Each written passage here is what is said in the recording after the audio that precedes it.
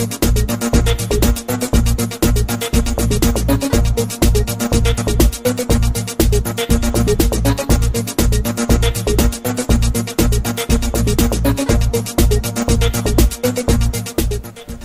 ¿qué tal? Muy buen día. Bienvenidos a su nuevo programa Planos Paralelos, por supuesto, a través de planoinformativo.com. Me da muchísimo gusto darle la bienvenida a este contenido de entrevistas, de conversación, de charlas sobre los temas que a usted le interesan, sobre los temas que mueven el día de hoy San Luis Potosí. El día de hoy me da muchísimo gusto saludar a mi compañero y amigo Francisco Ramírez, por supuesto, de San Luis. ¿Cómo estás? ¿Qué tal, Leopoldo? Mucho gusto de estar aquí, bueno, compartiendo opiniones, información con todo su auditorio.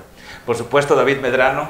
Leopoldo, amigo Choche, mi amigo Ángel Castillo, pues vamos a analizar, a platicar los temas que tengamos aquí interesantes en la agenda del día de hoy. Que nos ocupen y por supuesto, nuestro amigo y conocido, claro, por todos, Ángel Castillo, muy bienvenido. Gracias, Polo, y bienvenido a este nuevo espacio para el análisis, la crítica de nuestra realidad social y política aquí en el Estado.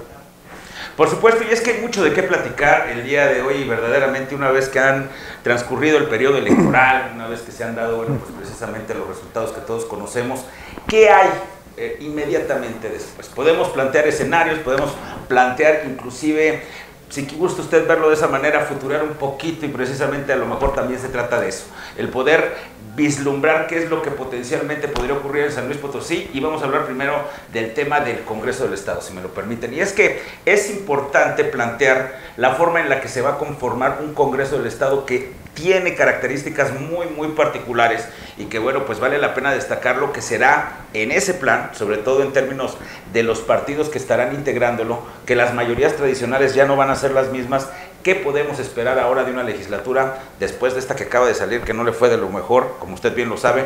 Pero bueno, Francisco, amigo, ¿qué piensas tú precisamente de lo que está ocurriendo hoy de cara a conformar una nueva legislatura? Sin duda vamos a tener un escenario completamente distinto al que hemos vivido, los que hemos seguido durante algunos años ya de experiencia que tenemos, los que estamos en este panel. En torno a las legislaturas había siempre bancadas mayoritarias, había siempre una conformación con los partidos tradicionales que ha venido cambiando. Esta legislatura que está por salir son 9 fracciones las que la conforman, pero ahora tendremos no solo ese tema, sino que ya los partidos tradicionales no tienen la mayoría. Tendremos el fenómeno López Obrador con Morena, le dará a este instituto político que tenía únicamente un legislador, ahora tendrá 6 diputados. Y si hacen la alianza con quienes precisamente hicieron alianza en la elección, que será el Partido del Trabajo, tendrá una bancada de 8 legisladores. El partido que más le acerca precisamente será el Partido Acción Nacional, que tendrá una bancada de 6 diputados, y después seguirá el Revolucionario Institucional, que tradicionalmente compartían la mayoría absoluta, digamos, del Congreso. En alguna legislatura le tocaba al PRI, en alguna otra le tocaba al PAN. Había venido surgiendo por ahí el Partido de la Revolución Democrática, teniendo espacios, pudiendo llegar hasta 4 legisladores, y ahora tendrán por ahí únicamente 2 diputados, y estos de representación proporcional.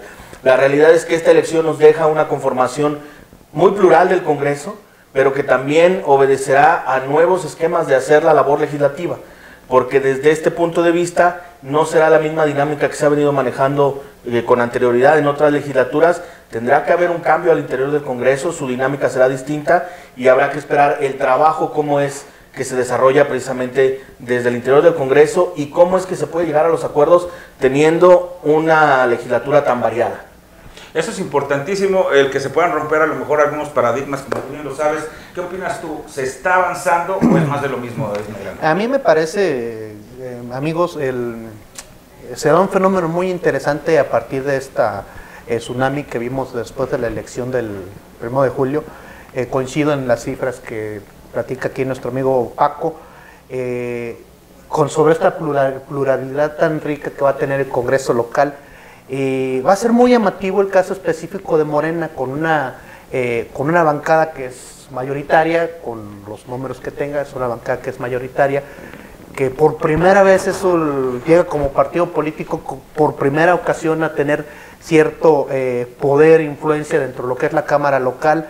Y aparte esa misma composición tan rica que tiene la propia bancada del Partido del Movimiento de Regeneración Nacional, con el perfil que ya conocemos de Pedro Carrizales, el Mijis, y toda una especie de mosaico social, la propia bancada de lo que es Morena, con perfiles que se da esta situación entre si son buenos o que quizá carecen de oficio político, que carecen de oficio del talento que debe tener una persona para desarrollar lo que es la legislada. Está también desde luego el beneficio de la duda de que quizá como son personas que nunca han estado dentro de lo que es la función legislativa, pudiese enriquecer con un feeling más humano, más genuino de lo que es la gente y lo que son las necesidades. Y el comentario que se hace inicialmente, o sea, personas que aparentemente no llegarían con esa serie de vicios, con esa serie de aspectos negativos que le dieron al traste de una manera muy fea al final de esta legislatura, ¿verdad? A eso es lo que yo pienso hasta el momento. Habrá que darles el beneficio hasta que ya estén en funciones, ¿verdad? Ángel Castillo, pues sin duda alguna también hay que tomar en cuenta que llega a este Congreso tras una reforma electoral, tras una serie de cambios que se suponía también iban a sentar un precedente importante y que creo o se ve que se está logrando cuando menos en esto que tiene que ver con la equidad de género. Vamos a tener mucho la participación de la mujer en el Congreso, tal vez como nunca antes se había dado. ¿Cómo lo ves tú? Pues tú ya fuiste legislador, sí. Tú ya tienes pues esa experiencia de lo que es el llegar a acuerdos y el reto que va a enfrentar precisamente esta nueva legislatura. Bueno, primero coincido con el comentario, con la apreciación de que se rompe un paradigma, un esquema tradicional con el que veíamos al Congreso local. El rasgo más importante es que es la primera vez que el partido en el gobierno, en el Poder Ejecutivo, no tendrá mayoría en el Congreso local. Esto es importante porque en el diseño de las instituciones se ha pensado que siempre haya frenos y contrapesos, es decir, que alguien controle a un poder. Entonces se abre la posibilidad, solo como posibilidad, de que ahora el titular del Ejecutivo, el gobernador, al no tener más que 5 diputados en el PRI, porque los 2 que tiene adicionalmente el Verde, no estoy muy seguro de que vayan a hacer alianza con el PRI en el Congreso local, lo convierte en un partido minoritario, tercera fuerza. Entonces el gobernador tendrá que negociar junto con su secretario de gobierno y el que es el subsecretario de Enlace Interinstitucional toda la agenda legislativa. Por otro lado, no hay que perder de vista que siempre la pluralidad política es buena, porque además refleja la composición de la sociedad, pero dificulta las tareas de gobernabilidad. Entonces hay un gran reto ahí también para el gobernador. Cierto que no hay mucha experiencia parlamentaria de una parte, pero también hay figuras ahí muy relevantes que tienen mucha experiencia. Sonia Mendoza ha sido ya legisladora local y senadora. Eugenio Gobea ha sido senador y legislador por lo menos en 2 ocasiones. Cándido Ochoa ya fue diputado federal, viene de esa experiencia. Y son, digamos, referentes, al igual que Oscar Vera, Rubén Guajardo, que tienen mucha experiencia legislativa. El tema aquí con Morena, yo lo que veo es que van a tener que tener un muy buen coordinador que tenga capacidades de negociación en la agenda legislativa y con los presupuestos, que es lo principal que hace el Congreso, la vigilancia del ejercicio del presupuesto en los municipios y en el gobierno del Estado, y cumplir una agenda nacional en la que se ha comprometido Andrés Manuel López Obrador. El primer gran reto va a ser definir quiénes presiden este primer año y medio legislativo del Congreso, y segundo, algo que la sociedad está esperando que sea realidad, la reducción de sueldos en los diputados. Hay un ofrecimiento por parte de Andrés Manuel de que pueden rebajar hasta en un 50% sus dietas los diputados y desaparecer todo ese tipo de partidas para gestión y apoyos extra, hasta para el corte de pelo que tienen los diputados, como una manera de acreditar que hay un cambio. Entonces hay grandes retos, va a ser muy interesante. Hay asesores que seguramente van a apoyar a los grupos parlamentarios y vamos a ver cómo se da. Es algo que está por definirse en los próximos días, quiénes van a liderar las diferentes bancadas, cuál va a ser la agenda legislativa, cuáles van a ser las reglas del juego en la relación con el gobernador del estado y entre las propias bancadas parlamentarias. Y entonces esto lo hace pues un Congreso local muy atractivo como fenómeno para observarlo, porque como bien se ha dicho aquí también, la actual legislatura, la que se va, la 61 legislatura, literalmente degradaron el trabajo legislativo y se Sí, van deja una imagen llenos descompuesta. de vergüenza, de oprobio, de manchas. Cuando dices que no puedes caer más bajo, creo que nos ha demostrado cada legislatura que se puede llegar más Es allá. el dicho, ¿verdad? De que- Esa es la el ley de dicho de Murphy, que uno y de piensa veras que- que llama mucho la atención, y es precisamente en ese sentido. Cada legislatura nos damos cuenta que ellos llegan y dicen: vamos a redimir la imagen del diputado, vamos a recomponer la imagen del legislador, vamos a hacer un congreso que va a poner un ejemplo y que va a sentar un precedente positivo. Y al contrario, Sí, estamos viendo precisamente, totalmente creo lo que la contrario. experiencia, yo creo que obviamente para nuestros amigos es evidente. Sin duda, esta legislatura ha dejado situaciones sin precedente en la realidad.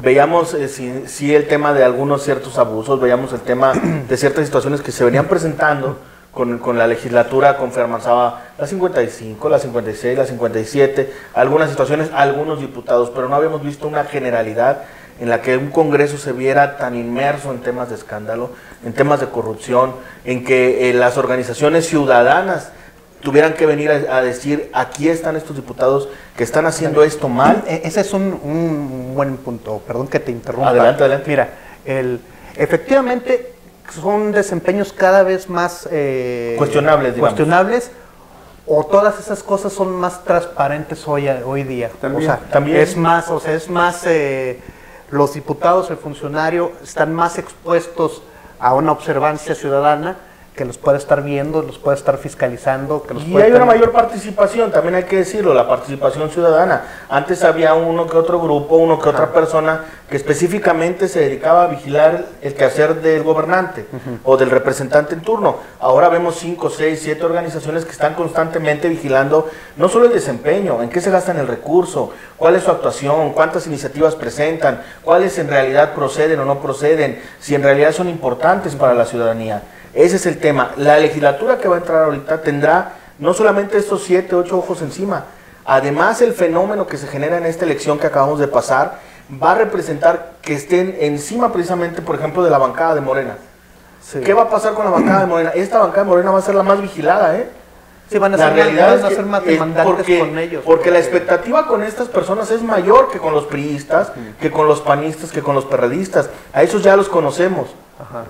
Pero ahora que Es vienen se les estos da la nuevos, primera oportunidad para estas que hacerlo tienen así. su oportunidad tienen que hacerlo excelentemente bien, o de lo contrario les será señalado. Ese es un punto muy, muy importante. ¿Serías optimista, Ángel? Yo creo que sí hay que darles el beneficio de la duda porque es un nuevo ciclo. Yo no coincido en que haya sido solo una alternancia y un cambio de actores. Creo que sí hay una fin de época y hay, como bien se señala aquí, contrapesos desde la sociedad. Aquí mencionaban organizaciones ciudadanas, pero también si observamos el papel ahora de los medios de comunicación, se ha vuelto un contrapeso, un poder que observa, que denuncia y que le da seguimiento al trabajo de los legisladores. Y por otro lado, la expectativa de cambio es muy alta, sobre todo por el arribo de Morena al poder. Hay que recordar que ganaron 19 congresos locales en el país, son mayoría. Aquí, un dato adicional, si sumas al del PES, son 9 los de Morena. Entonces ya ellos son capaces de bloquear una mayoría simple o una mayoría calificada, y eso va a implicar tener habilidades de negociación con las otras bancadas y con el gobierno del Estado. Eso Pero, es por importantísimo, ejemplo, el poder llegar a acuerdos. Pero vamos a continuar con este tema después de unos mensajes. Vamos ahorita y regresamos en unos instantes para seguir hablando de esta figura de gobierno que se me antoja inclusive como un gobernador que va a estar un poquito solitario a diferencia de otras ocasiones. Eso Eso está. regresa. Volvemos.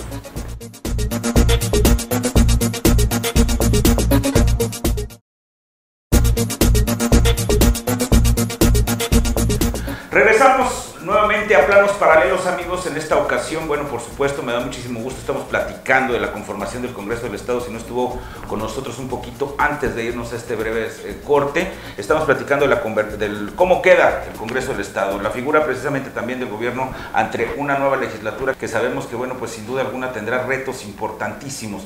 Estábamos analizando sin duda esto que tiene que ver, y se me hace una palabra muy, muy importante de lo que tendrá que ser el nuevo Congreso con respecto al gobierno. Construir acuerdos, construir puentes legislativos.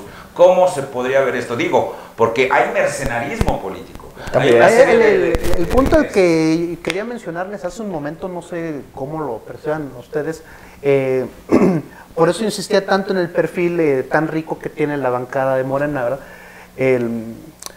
Por alguna razón, a menos que sea mi impresión personal únicamente, pero como que en San Luis Potosí vemos que Morena pertenece a un ala muy belicosa, un ala como difícil, como complicada, como que más tirada al choque, más tirada al conflicto.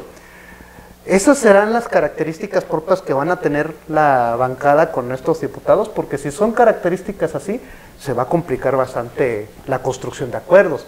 Ahora, qué bueno que lo mencionaba también nuestro amigo Ángel, la importancia de quién va a ser el coordinador, o sea, la persona que pueda tenerlos, ¿cómo decirlo?, sosegados, quietos. El buen pastor, el que los pastoree correctamente, el que meta orden, el claro, que coincide. Porque si no, de otra manera, no sé tú cómo lo verías, Paco, yo pienso que puede ser una bancada de mucho choque. Podría salirse de control, ¿no? Y que se quede aislada, y los otros partidos... Pero mira, hay una aritmética básica, no se va a poder llegar a una parálisis porque en el momento en que la bancada de Morena, con sus aliados, decida decir no, paraliza una votación, sea tanto simple como calificada. Entonces, necesariamente tendrá que haber acuerdos, y para haber acuerdos, las partes tienen que ceder algún trecho de lo que están buscando. Aquí el que va a tener realmente el problema va a ser el gobernador, porque hay dos funciones básicas que tienen que gestionarse desde el Poder Ejecutivo con el Legislativo. La primera, que importa mucho a los ayuntamientos y al propio gobierno, son los proyectos de ingresos y el presupuesto de egresos. Es decir, cómo entra el dinero y cómo se gasta y lo que va asociado a ello. La vigilancia del buen uso de esos recursos. Como eso está asociado a la gran corrupción que hay en todos los ámbitos de gobierno, pues evidentemente ahí, si Morena es congruente, tendrá que ser intransigente y vigilar perfectamente el uso de los recursos públicos. Y hay la otra vertiente que tiene que ver con la agenda legislativa para desarrollos institucionales o bien para nombrar personajes. Mire, les pongo un ejemplo. En el 2020 salen 11 de los 16 magistrados del Poder Judicial del Estado. No creo que los vaya a poder imponer ya el gobernador. Va a tener que negociar. Pero hay otros cargos que va a tener que negociar. Ahorita, por ejemplo, hubo la muerte lamentable de un buen amigo del Consejo de la Judicatura, Juan Carlos Garrón Lechuga. Bueno, eso tendrá que procesarse o en esta legislatura o a partir de septiembre en la próxima. Eso va a exigir negociar. Entonces, va a estar difícil, pero obviamente con buenos oficios puede lograrse. Aquí va a haber una gran tentación también para los grupos ahora contrarios al gobernador. La tentación de ser seducidos por los cañonazos de $1,000,000 de pesos o más. La corrupción, que en esta legislatura vimos cómo muchos de los diputados cayeron en prácticamente pago por evento. Vendían su apoyo, vendían su voto para poder sacar iniciativas que le interesaban al Ejecutivo. Y ahí tenemos fondos que no han sido aclarados, que tiene que ver con el fondo de los moches, de las obras en los municipios que no se ejecutaron, y con un fondo de apoyo para gestión social que disfrazaba precisamente las mordidas y los cochupos que se les daban desde el gobierno del Estado a los diputados locales. Es importantísimo eso de ver sobre todo este escenario para Juan Manuel Carreras, el gobernador del Estado. ¿A qué se va a enfrentar? Digo, porque estuvimos viendo, y el día de ayer hay que mencionarlo, este desfile, esta pasarela, esta procesión de legisladores priistas metiéndose al despacho del gobernador, secretario general de gobierno, porque es el momento, tal vez me tienen que sacar lo más que se pueda. ¿Y qué es lo más que se puede en precisamente esta legislatura? Y lo que definitivamente no van a alcanzar a sacar. Exacto. Sin duda temas que se vienen importantes. El tema que ya no le va a tocar a esta legislatura es el del presupuesto del año entrante. Así es. Ese le va a tocar ya a los nuevos legisladores con lo que vengan y además recién desempacados. Ese será el punto crucial de cómo va, ahí podremos medir un poco el desempeño de la siguiente legislatura. Cómo actúen en el tema presupuestal, como bien mencionaba Ángel, dependiendo de la bancada a la que pertenezcan, porque en este caso Morena, si quieren seguir el ejemplo de su líder nacional, Andrés Manuel López Obrador, tendrá que venir sin duda un tema de estricto apego a la normatividad y austeridad. Austeridad, y además de decir, estas partidas no van. ¿Por qué? Porque no están comprobadas, porque no se destinan a lo que es, porque ya vienen cuestionadas, porque este tema no nos convence. Ese será el punto inicial. El otro punto sin duda va a ser el de este que mencionaba David tan plural, la conformación, y no solamente la de Morena, como bien señalas. Vamos a tener en el Congreso una variedad infinita de perfiles. Como foquitos, ¿no? Exacto. Y si bien vamos a tener los perfiles con experiencia que mencionó Ángel, Sonia Mendoza, Eugenio Gobea, el mismo Cándido, Rubén Guajardo, que apuntan a las bancadas, el mismo Oscar Vera, que se reeligió, este tema que apunta precisamente a los perfiles de experiencia, que ahí es donde pudiera tener el gobernador un espacio de negociación, siempre y cuando estos perfiles pudieran encabezar sus respectivas bancadas. Si no lo son, si estos perfiles no encabezan bancadas, el gobernador y su secretario general de gobierno tendrán un panorama muy complicado para establecer acuerdos, que son muy necesarios en determinados temas. Y entonces vendrá este conflicto de saber, ¿y ahora con quién negociamos? ¿Y ahora con quién gestionamos con quién para establecer este acuerdo, más que nada? Pero serán cosas bien interesantes aparte. Y además es el último tramo, permítame antes de concluir, es el último tramo del gobierno estatal. Ajá. La segunda mitad en donde las cosas suelen empezar a complicarse, más que en el primer trienio. Se acabó el bono democrático, la luna. Ese es el tema. Imagínate que Sonia Mendoza fuese la coordinadora de la bancada del PAN. Sonia Mendoza, la rival del gobernador en la elección. Qué bueno que lo mencionan, porque ahí hay facturas por cobrar. Exactamente. O sea, de parte de algunos legisladores con el todo? gobernador. No se les olvide que Sonia siempre, sotto voce, o decirse a nivel de comentario, pues quedó agraviada por la forma en que perdió la gubernatura contra Juan Manuel Carreras. Pero no olvidemos también la tensión y confrontación que hay con Cándido Ochoa por la ruptura con el gobierno de Toranzo. Y no olvidemos que el propio Eugenio Gobea, que ayudó a Juan Manuel Carreras, rompió con él también. Exacto. Y que el PAN, con Sonia y con Rubén Guajardo, probablemente no están en los mejores términos.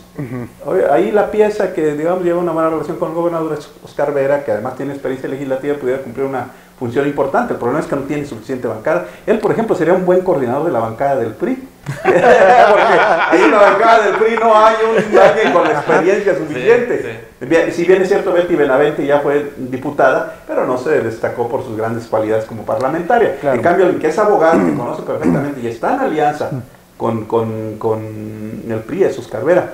Pero del lado de Morena, ¿qué pasaría si Cándido, por ejemplo, como se rumora ahora, el Verde Ecologista anda negociando con Morena y en un acuerdo nacional bajan la instrucción de que se alíen los 9 de Morena más los 2 del Verde Ecologista, aquí serían 11? Entonces le complica terriblemente el tema, porque la política no es neutral. Ahí hay agravios, hay historias, hay revanchas, hay facturas que cobrar. Y si sumamos a los agraviados, por ahí puedes sumar los 2 del PRD y tienes 14. Sí. Que esa ya es una mayoría. Son gallardistas es una mayoría que saben absoluta. Que le traen ahí un tema pendiente 14 al gobernador. contra 13 estamos hablando de que tienen la mayoría. Y para pasar al siguiente tema, y es a lo mejor tomarlo esto como enlace, pues es precisamente la pregunta: tendremos un gobernador solitario, tenemos un Congreso que será un reto. Pero no olvidemos que tenemos también un gobierno federal que llega con muchísimas expectativas en términos de generar cambios, de generar algunos, romper también con algunos esquemas, empezando por la propia administración pública a nivel federal. Esto que tiene que ver precisamente con descentralizar las secretarías ha levantado, yo creo que muchísimas opiniones, tanto a favor como en contra, haciendo un cálculo inclusive hasta financiero multimillonario de lo que precisamente implica 125,000 millones de pesos, ¿no? Este tipo de cosas, para que sea más que un capricho político, tal vez una respuesta o verdaderamente una solución. Y en medio de todo esto está el gobierno del Estado, que le quedan 3 años todavía por concluir, que tendrá que hacer gala de verdaderamente de la capacidad de gestión a nivel federal, de la capacidad de negociación a nivel local, que bueno, pues finalmente yo creo que van a ser 3 años verdaderamente de muchísimo trabajo y a lo mejor mucho desgaste. Pero ¿cómo lo sienten ustedes en términos del escenario que podríamos estar viendo? Sobre todo en términos de una vez que Andrés Manuel López Obrador ya sea nombrado presidente. A mí me parece que este aspecto de la descentralización, en este caso para San Luis, que sería con la Secretaría de Comunicaciones y Transportes, todavía es como muy prematuro, todavía yo siento que no se ha madurado del todo o sea, una cosa es decir, vamos a mudar esta dependencia a este lado, y no sé, se ha dicho muy poco sobre los cómo, o sea, se hace una estimación sobre cuál podría ser el costo, ¿verdad? Pero no se habla todavía de cantidad de personas que pueden venir. superficies o territorios o terrenos donde pudiesen ser susceptibles de ser ocupadas por la Secretaría de Comunicaciones y Transportes. En el caso de San Luis. Con un impacto aparte muy importante, hay que decirlo, o sea, como un comparativo nos platican el otro día, es más o menos la llegada de las oficinas centrales como tal, en pleno, de comunicaciones y transportes, es el equivalente a instalar una armadora, más o menos de ese tamaño es el impacto por económico la cantidad que de puede personal tener, que... por la cantidad de personas, por cómo dinamiza toda la región en términos de servicios, economía, infraestructura y demás. Pero por eso insistí en que o sea, se conoce realmente poco de cómo, o sea, ese es el impacto que tendría. Pero si se mueve toda la oficina central, pero no sabemos qué es lo que van a poner aquí. Exacto. No se ha dicho todo. ¿Cuáles son los alcances realmente de esta descentralización? Porque la realidad es que en el aspecto del papel es benéfica y se antoja hasta pues saludable para el país. La realidad es que la capital del país, la Ciudad de México, está totalmente colapsada. El tener todo el gobierno federal en este lugar sin duda genera un conflicto ya para la Ciudad de México y su zona conurbada. El asunto es, ¿te lo vas a llevar a donde se supone tienes las vocaciones o donde se supone que tienes también el tema de donde podrían instalarse? La SCT en el caso de San Luis Potosí por su conectividad, su ubicación geográfica y el tema que de aquí partimos a todos lados. Esa es una decisión importante. Otras secretarías irán a los lugares donde hay cierta vocación precisamente en su desarrollo económico. Con Nacit en Baja, déjame decirte que ahí como que no le vio mucho a la mayoría, digamos. Pero digamos que algunas ya no sí tuvieron donde acomodarlas y la pusieron ahí, ¿no? Pero si me permiten, mira, yo creo que es un compromiso muy fuerte del nuevo presidente de la República, el presidente virtualmente electo, Andrés Manuel López Obrador, y creo que sí se va a cumplir. Es una cuestión de ingeniería, de diseño. Todo el mundo estamos pensando que se va a venir la descentralización en un solo viaje, en un solo movimiento. Que de golpe. No, porque aquí hay también oficio político. ¿Qué es lo que yo imagino que va a pasar? ¿Cómo se empieza a cumplir un compromiso como este? Lo primero que hacen es abrir una oficina de enlace, una oficina donde puedan venir a sesionar el secretario 10 días de cada mes, donde empieza a traerse áreas operativas. Habrá que conseguir el terreno, construir, y algo muy importante que va a ser un nudo difícil de destrabar, la negociación con los sindicatos federados. Mucho personal sindicalizado ha creado derechos, pueden interponerse, inclusive amparos, los sindicatos de burócratas pueden interferir, pero creo que se va a poder hacer, con lo cual yo quiero concluir en que será un proceso gradual que seguramente tomará los 6 años. Pero lo que sí puedes hacer, y creo que lo va a acreditar el presidente López Obrador, es ir gradualmente abriendo oficinas de enlace, de operación, comenzar con su staff, con los de confianza, de tal manera que aquí puede llevar a cabo reuniones, acuerdos, y creo que se va a ir cumpliendo gradualmente. No está fácil. Ahora hay un impacto que no tiene que ver nada más con el gobierno, sino con la ciudad y con el Estado. ¿Dónde van a vivir esos trabajadores, esos burócratas? ¿Dónde van a recibir servicios educativos, médicos? De por sí ya estamos en San Luis Potosí capital con serios problemas de movilidad, ese es un punto primordial. De prestación de servicios. Entonces, el problema no es solo del gobierno federal, sino de los gobiernos municipales de la zona conurbada, porque seguramente los desarrollos habitacionales que ya están proyectados para Pozos, Villa de Reyes, Mezquitic, pues van a crecer. Entonces, es un asunto de la iniciativa privada, pero de los gobiernos municipales y del gobierno estatal y de las dependencias federales que les dan servicio a estos burócratas. Estoy pensando en el ISSSTE, por ejemplo, que tendrá que hacer un esfuerzo tremendo. De por sí en este momento la cantidad de trabajadores del gobierno federal que son atendidos es tanto que satura los servicios. No me quiero imaginar si de repente en un futuro inmediato están atendiendo bajita la mano a 15,000 más, pues seguramente se va a hacer un caos. Pero creo que hay manera de hacerlo. Por otro lado, tiene ventajas. Descentralizar, el gobierno detrás de eso hay una estrategia política, porque lo que haces es tomar el poder territorialmente, porque ocupas todo el país con cabezas de playas de los cuales están operando sus secretarios y sus operadores de programas. Súmale a eso la decisión de desaparecer las delegaciones federales y nombrar a un solo enlace con el gobierno federal, que se le llama Coordinador Estatal de Programas Sociales, O virrey. o virrey, o procónsul, o jefe político, que va a nombrar a la vez delegados regionales en las 4 zonas, o las 7 tradicionales de desarrollo regional que se han manejado siempre en San Luis Potosí, pero que le quitan control al gobernador sobre el presupuesto federal, Claro. que le quitan influencia política. Las posibilidades de lucimiento ahora del gobernador van a ser mínimas. No va a controlar. ¿Saben cuánto es el presupuesto que se proyecta para el próximo año en San Luis Potosí? 47,000 millones de pesos. Este año se ejercieron casi los 38,000 o 40,000 millones. Otra cosa que hay que decir es que solo el 15% del presupuesto es local, el resto es federal. ¿Quién es la estrella que va a lucir? El presidente de la República y su enlace. Claro, y eso es una de las preguntas que les quiero comentar, sobre todo plantear este escenario. ¿Cuáles creen ustedes que puedan ser las primeras acciones de Andrés Manuel López Obrador para legitimar precisamente esta elección que fue avasallante? Para legitimar precisamente esa confianza, o cuando menos para demostrar que verdaderamente llegó por una circunstancia. Yo pienso que va a haber algo que verdaderamente pues, será de llamar la atención. Lo que hemos estado escuchando pues son ideas, hasta el momento son ideas, no dejan de ser precisamente, Harán lo a lo posible mejor si por quieren cumplir ustedes que sus llegue a 50 puntos, ¿no? Su lista de 50, de 50, puntos. pero ¿qué será lo primero? Porque yo me imagino que tendrá que realidad centrarse con algo que se vea. La realidad es que Cosas no de tan- mucho impacto. Disminuir los salarios de los funcionarios. Sí, pues es así Cambiando como de la lo más Constitución, emblemático. aunque creo que ya es clara la Constitución en el sentido de que nadie puede ganar más que el presidente, y a partir de ahí el sueldo del presidente son 108,000 pesos al mes. Al mes. Aquí hay funcionarios estatales que ganan mucho más que eso.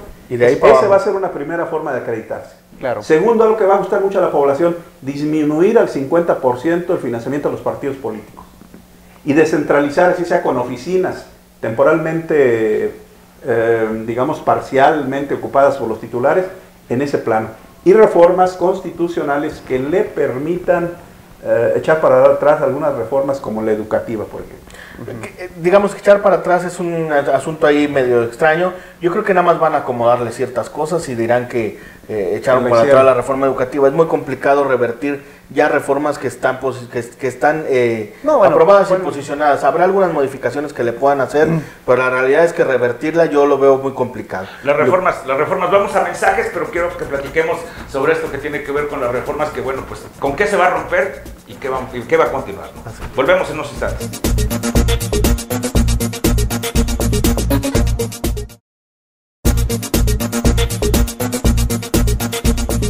Regresamos a su programa Planos Paralelos, por supuesto. Platicamos precisamente de temas verdaderamente interesantes, sobre todo en el escenario político de San Luis Potosí, una vez que ya sabemos o que tenemos una idea de cómo podría estar conformado este Congreso del Estado, y bueno, por supuesto también cuál podría ser el escenario con respecto también al gobierno federal. Estábamos platicando de esto que tenía que ver con las reformas, las famosas reformas estructurales muy sobadas durante toda la administración federal que encabeza Enrique Peña Nieto todavía, y que podrían verse amenazadas por la siguiente administración federal de Andrés Manuel López Obrador, sabiendo de antemano que ya habría tenido pronunciamientos importantes sobre estas reformas, sobre todo la reforma educativa. ¿Se mantendrán? ¿Seguirán? ¿Le cambiará de nombre? Yo considero que algunas, como la educativa, le cambiarán de nombre y modificarán algunos temas por ahí importantes para darle un poco de voz y participación a la disidencia educativa magisterial. Que hay que decirlo, en el caso de cuando se aprobaron las reformas con Peña Nieto, fue tajante, simple y sencillamente no se les dio la participación. En este tema se les dará la voz y el voto porque fueron quienes apoyaron finalmente también el proyecto de Morena y Andrés Manuel. En las otras reformas habría que ver qué es lo sustancial que podrían cambiarle. No hay que perder de vista que tienen en el Congreso de la Unión los diputados suficientes para hacer los cambios que quieran a la legislación que ellos quieran. Pero la realidad es que no puedes irte, como bien mencionabas, a lo mejor los temas importantes serán algunos otros con los que empiece a legitimarse, y el tema de las reformas irá avanzando conforme el gobierno se lo vaya exigiendo o el desarrollo de su gobierno se lo vaya exigiendo. Por ahí creo que podrían ser un tema de segunda mano que no serían la prioridad en este primer año de gobierno de Andrés Manuel. Yo no creo que haya así un cambio así radical, dramático dentro de lo que son las reformas que hizo el presidente Peña. Como finalmente se mencionó en más de una ocasión, su pretensión al concluir su gobierno era que las reformas estructurales que hizo siguiesen más allá, pues, sigan más allá de su sexenio. Al final, a pesar de todo lo que vimos en la campaña, el discurso que manejó el actual presidente electo Andrés Manuel de ir sobre algunas reformas, pero ya en esos últimos días de cómo lo vimos con un tono conciliador con el presidente Peña Nieto, algo hace así como sugerir que quizá haya como cierto pacto, a lo mejor ya hasta lo platicaron en aquella visita que le hicieron en Los Pinos, ¿verdad? Igual ya hasta platicaron en buena lid en cuanto a que, oye, está bien, vamos a transitar en este nuevo gobierno, te voy a ayudar a sentar las bases para que finalmente eso es lo que creo que le interesa a todas las personas, ¿verdad? Que funcione el país. Y a lo mejor dentro de eso, ya en ese trato más en corto, pudieron haber platicado algo al respecto de lo que son las reformas en cuanto a darle continuidad, quizás hacer algunos ajustes mínimos, pero muy mínimos, pero así tanto como echarlas para abajo, desaparecerlas, modificarlas en su totalidad, yo lo veo así como que muy poco probable.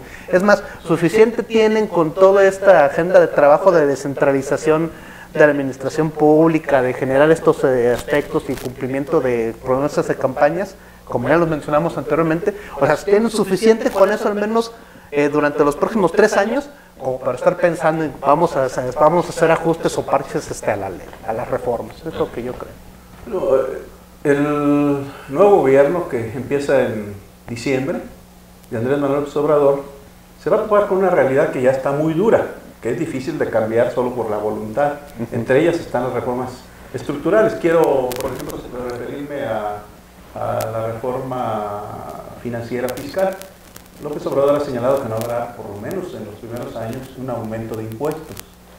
Bueno, ya no habrá impuestos. Ya, sí, aunque la Dijo realidad... que serán contribuciones. Contribuciones, bueno, es otra forma de llamarlo. Que no es lo mismo, pero es igual, ¿va? Pero sí tendrá que irse con mucho cuidado, de tal manera que bueno, seguirá fortalecido algunas instituciones que se han creado con estas reformas, como es la consolidación de la autonomía del Banco de México, que es fundamental para mantener, digamos, las finanzas públicas sanas.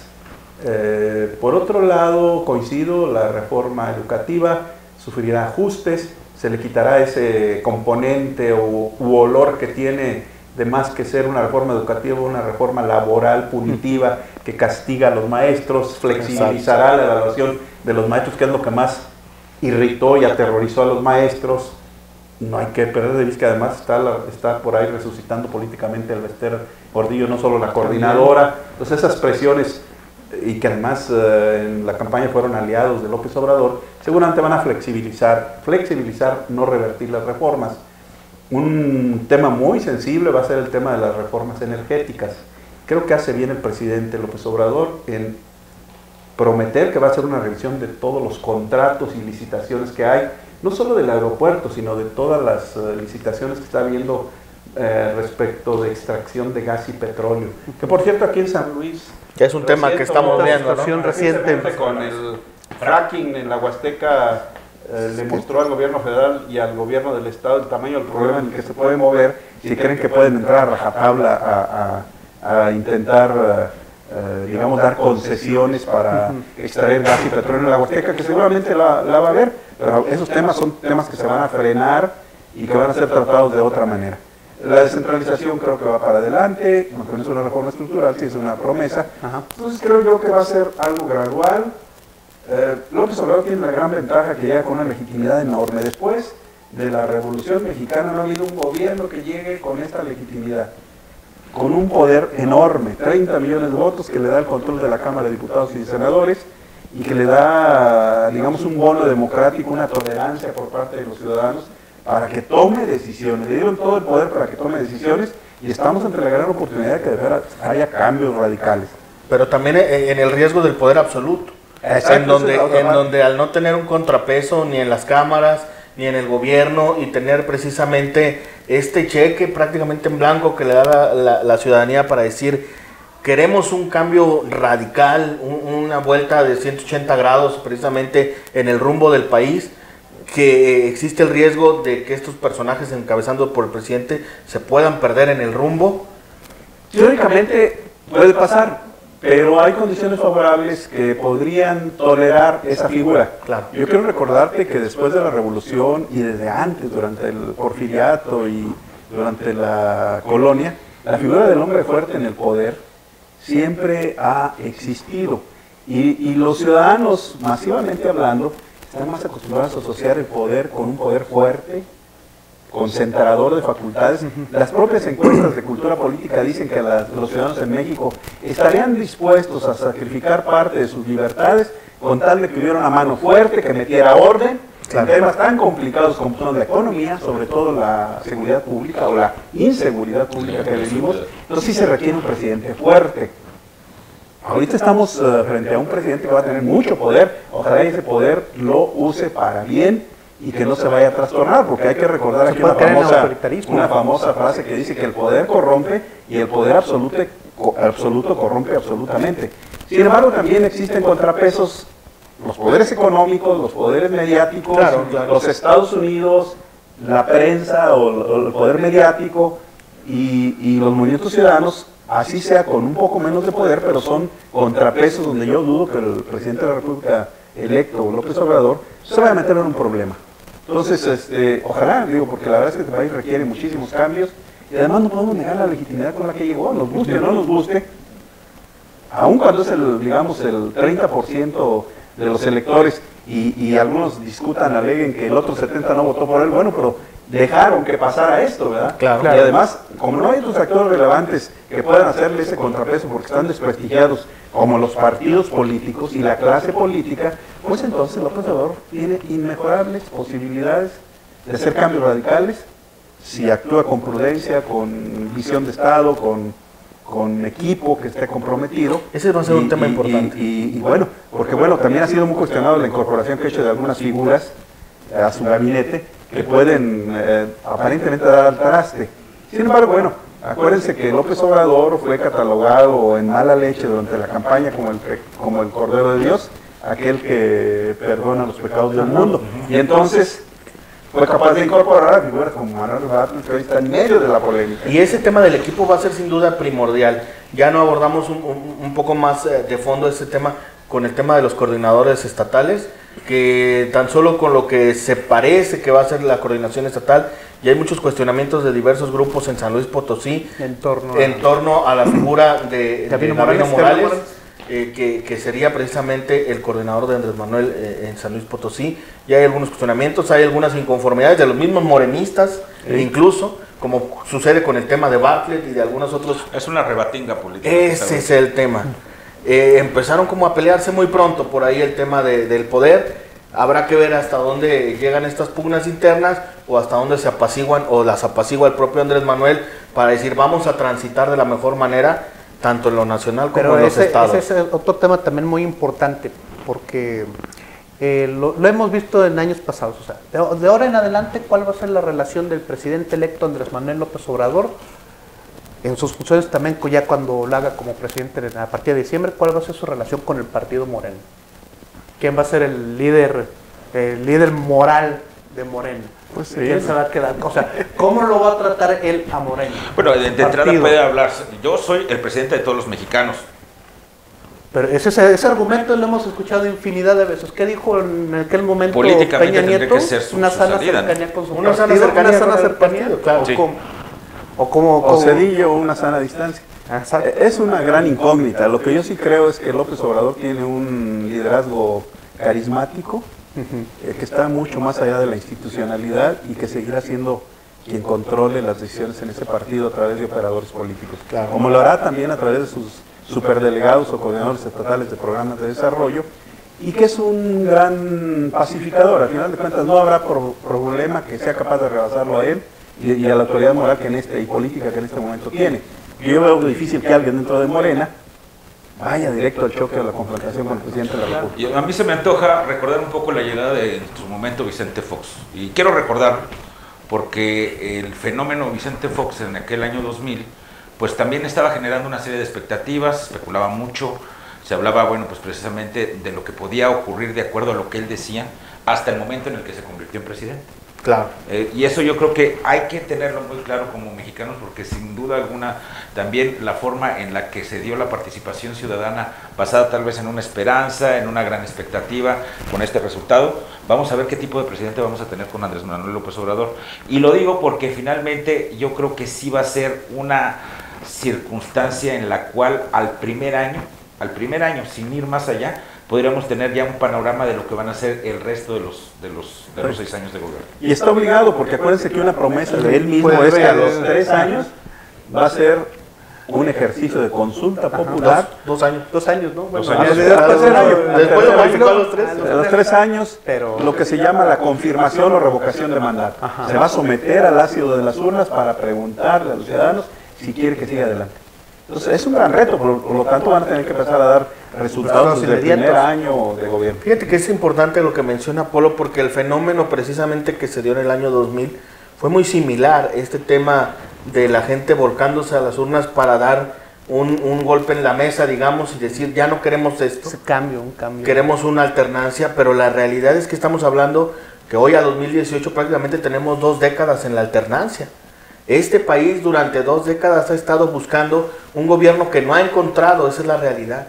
La ciudadanía está cada día más participativa, pero también está más cansada del sistema de partidos, precisamente de la corrupción, de la burocracia costosa, de este tema que ha llevado a que tengamos en esa ocasión una derrota estrepitosa del PRI, después de 70 y tantos años de gobierno, para que le diera la alternancia al PAN.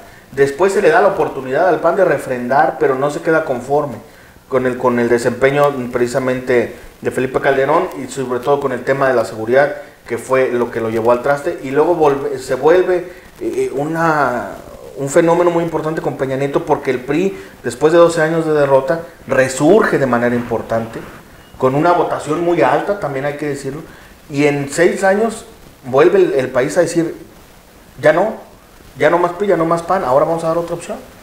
Pero la realidad es que llevamos 2 décadas de alternancia en donde no se ha logrado concretar el país que los mexicanos buscan. Cierto, y bueno, yo diría, así es la democracia, tiene mecanismos afortunadamente que permiten la alternancia, pero cuando se agotan esas posibilidades podemos caer en los extremos, y entonces el debilitamiento de las instituciones y el caos, la anarquía pueden surgir, y entonces cuando hay el campo propicio para los iluminados, para los hombres providenciales, para los autoritarismos. Yo espero que haya una suficiente madurez de nuestra democracia, de la sociedad, de la clase política, de los partidos del gobierno, para que se entienda que están ante una posible última oportunidad.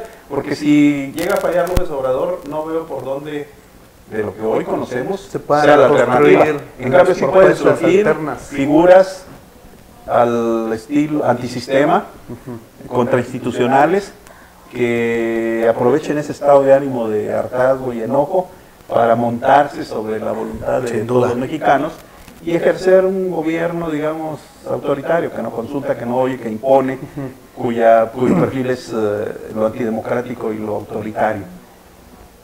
Hay, sin embargo, mucha esperanza y mucha expectativa. Al final de cuentas, aquel famoso eslogan que tenía en su primer campaña López Obrador ha funcionado. López Obrador hoy es un rayito de esperanza. Y esperemos que continúe de esa manera, pues bueno, porque continúe de esa también manera. es difícil pensar que este país no tenga solución, ¿verdad? No lo digo por mí, que ya estoy más veterano, pero vienen atrás generaciones que esperarían que hubiera otras oportunidades. Bien dicen que la grandeza de México es más allá de todos sus problemas y todos sus políticos. Sí. Y bueno, finalmente yo creo que no deja de ser una figura completamente emblemática desde cómo se maneja. No quiero escoltas, voy a seguir manejando un Jetta abollado.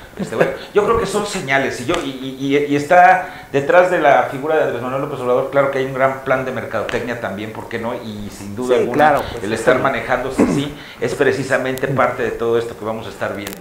Pero en términos de resultados y que precisamente no sea solamente un capricho político el tener cierta actitud o cierta conducta, hay mucho en juego. La relación con los Estados Unidos se me hace una situación que verdaderamente va a exigir precisamente de este gobierno que empezará, pues una verdadera postura y sobre todo de estadistas políticos. Habrá la capacidad de poder hacer todo eso. ¿Habrá la capacidad? Pues son cuestionamientos que nos tenemos que hacer. Si se lograrán los objetivos precisamente de continuar con el crecimiento económico. Y se me antoja en el sentido de decir, San Luis Potosí, alguien lo va a tener que defender. Claro. Con Andrés Manuel, alguien va a tener que ir y defender a San Luis Potosí. Nosotros necesitamos mantener estas inercias de inversiones. Con la llegada precisamente de más negocios a San Luis Potosí. San Luis Potosí está teniendo un crecimiento como nunca antes lo había tenido en la historia, y que está sentando un precedente histórico para que no en una situación de capricho, no en una situación de cambio político a nivel federal, es que pues se vaya a caer el hay inercias, sobre todo en este caso, que tú lo mencionas, hay inercias positivas que deben de continuar, deben de seguir sin inalteradas, al contrario, se deben de apoyar. La atracción de inversiones, la generación de empleo, todo eso hay que apoyarlo. Las inercias negativas son las que sí deben de ser intervenidas de inmediato. La inseguridad, los rezagos sociales. Entonces, San Luis vive un momento económico muy importante, no de ahorita, no de hace 1, 2, 3 años, o sea, ya desde hace más de 10 años se ha incrustado en San Luis Potosí un clúster automotriz, sector metal mecánico, como ustedes conocen, que le ha permitido irse industrializando y generar este desarrollo en diferentes sentidos. Uno, el primero, el económico, ¿verdad? Vemos las empresas, vemos las fuentes de trabajo. 2, la modernización de servicios, infraestructura y vialidades. 3, lo que es vivienda, todo este tipo de cosas que vienen con la vivienda, lo que son centros comerciales, lo que son cines, entretenimiento. ¿Qué es lo que ocurre? Lo que empezó a percibirse, que desde mi punto de vista como que fue mal calculado, la zona metropolitana se empezó a desbordar. Entonces vemos ahora una región próspera hacia el corredor que es la carretera San Luis Querétaro, la carretera 57, con un crecimiento desproporcionado al que le hace falta el orden, pero que debe de empezar a regularse de cierta manera, ¿verdad? Esa inercia positiva que se tiene en el aspecto económico, ese desbordamiento aparente, son cosas que desde el gobierno federal, que son los que por ejemplo pueden tener este feeling, más ahora con lo que es Secretaría de Comunicaciones y Transportes, pueden intervenir de alguna manera para contribuir a darle un orden, un sentido más claro, perfilar de una manera más clara este desarrollo que está generando ahí. En algún momento se habló así como una propuesta hasta descabellada, por decirlo de alguna manera, un segundo piso en la salida 57, ampliar a más carriles. Son cosas que de ahora en adelante se vuelven así como que muy atractivas o llamativas en términos de que a lo mejor no están tan descabellados, se le puede dar mayor planeación, se le puede dar, con base a que aquí tendríamos una dependencia muy importante como es la SST federal, se le podría dar amplitud a este tipo de proyectos y que puedan empezar a desahogar este tipo de situaciones que se generan hasta el momento, como yo lo veo. Sin duda hará falta ese negociador, esa gestión importante que bien mencionas, quien defienda a San Luis Potosí, pero hay que reconocer algo. Andrés Manuel López Obrador durante su campaña le apostó mucho a San Luis Potosí. Algo vio en San Luis Potosí, porque fue el candidato que más ocasiones vino, pero además en sus anteriores campañas nunca estuvo en las 4 regiones las veces que en las que estuvo en esta ocasión, ni tuvo es que antes no tenían lana para la campaña. Bueno, también ahora sí le metieron, por eso pudo estarse moviendo. Pero algo vio Andrés Manuel en San Luis Potosí, que además lo ganó, para decir, como bien mencionabas hace rato, el tema presupuestal, por ahí ya viene contemplado con un incremento sustancial, y habrá que ver qué tanto de ese amor que le agarró Andrés Manuel al San Luis Potosí se verá reflejado en el tema de recursos y obras. Creo que además fue correspondido por los ciudadanos. Andrés Manuel sacó una votación histórica, claro, arriba de 570,000 votos. Si tú tomas en cuenta que de ahí al segundo lugar, que fue el PAN, que anduvo por alrededor de los 430,000 votos, pues hay una diferencia enorme. No sigue el PRI realmente se fue al sótano, bueno, no logró ni ganar la senaduría. Así es. Entonces, creo que sí hay compromiso. Al final de cuentas, aquí tenemos 2 alternativas, como en la Guerra de las Galaxias: o te absorbe el lado oscuro de la fuerza, o consideras que sí hay esperanza y puedes salir adelante. Yo creo que hay que formarse del lado de de la esperanza, del optimismo, más allá de filias y fobias partidistas. Es un presidente que llega legítimamente con la mayoría de los votos, con un mandato incuestionable, 30 millones de votos. Hay que darle la oportunidad, ojalá y tenga el equipo, la capacidad, las virtudes. A mí me llama la atención no solo el hecho de que pueda ser una cuestión de mercadotecnia. Él trae algunos referentes ahí que si quiere honrarlos tendrá que ser congruente. La figura de Juárez es muy importante, que se le asocia con la austeridad republicana, claro, con el respeto a no, y que lo demuestre, ¿verdad? Que lo demuestre. Que lo demuestre, porque será cosa de demostrar. Conclusiones. Conclusiones, estamos ante el inicio de una nueva etapa del país, del Estado, hay que decirlo también. La realidad es que en las urnas se demostró que la ciudadanía es participativa cuando quiere, que la ciudadanía está definiendo ahorita un rumbo distinto al que tenía el país y que a partir de ahora tendremos que estar desde nuestro punto de vista como medios de comunicación observando la realidad y documentando esta realidad precisamente que se va a vivir a partir de no más de 3 semanas, cuando empiecen a tomar posesión o protesta en las cámaras, y que desde ahí partirá precisamente este nuevo rumbo de México, hacia dónde irá y hacia dónde alcanzará. Todavía pareciera pues muy temprano para decirlo, pero sí, futureando, esperemos que se cumplan muchas de las promesas que hizo Andrés Manuel López Obrador, por lo menos los 50 puntos básicos iniciales que planteó, y lo demás, como bien mencionaba Ángel, pues se irá definiendo sobre la marcha, porque pues se tiene mucho que hacer este nuevo gobierno para precisamente cumplir con la expectativa que generó ante la ciudadanía. Pues de conclusiones, yo lo que creo,